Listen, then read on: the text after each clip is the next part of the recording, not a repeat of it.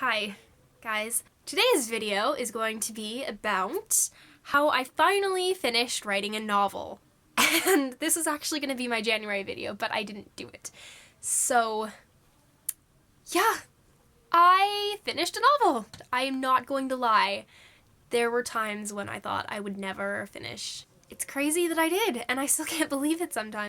So ever since I was a little kid, I've loved telling stories, and I just would always spend time imagining. When I was little, my grandmother gave me a book, a day timer that someone had given her that she just wasn't using. Now this is like my life journal. It just, you flip to any random page and you can find things like when I was a little kid, or even littler, drawing pictures. Great artwork right here.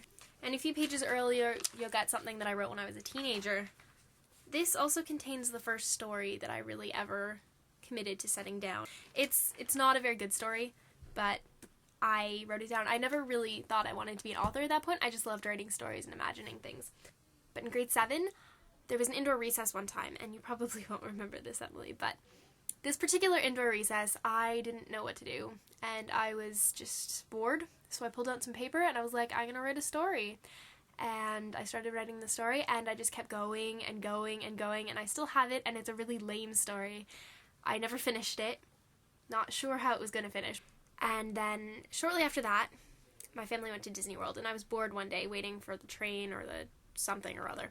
I had this hotel notepad because I was such a rebel, and I took the hotel notepad with me, and I started writing it, and I actually have it here framed because it's the first time I ever really considered being an author. When I wasn't writing on random envelopes or napkins or on my computer, I was writing in this book, some places, and then I went to this book, the middle section of this book, and then I moved to this book, which is also, part of it's planning, part of it is writing my story, part of it's drawings. That's all my story. That is mostly my story. And then I realized I needed a dedicated notebook for my story, and that's where this one came in. And this is all my story. And I ran out of paper. So then this became my story. And it went, and it went, and then there was some more writing, and yeah, and then it went there. That's where it ended. This.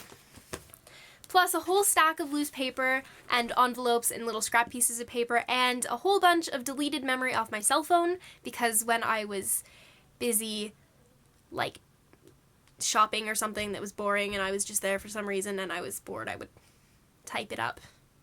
And there were some parts that I typed directly onto the computer, but most of it is handwritten because I'm crazy, and that's really the best way, I think.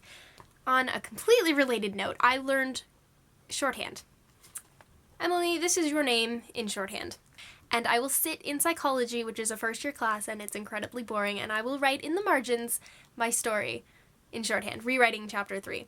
I hope to see you all at some point, because I miss you all. Bye, guys. And if I can find it, I will show you my first notebook. I don't know where anything is in my room anymore, because I just cleaned it. Well, I'm in the process of cleaning it. So ever since I was a little kid, I forgot the one thing that I still need. Okay. Oh, it's hard because there's a crate of textbooks right in front of me. We're trying not to injure myself. Not working at all. Maybe I should just move the box of textbooks. Ow. This is great. Well thought out place to put the camera, Lucinda.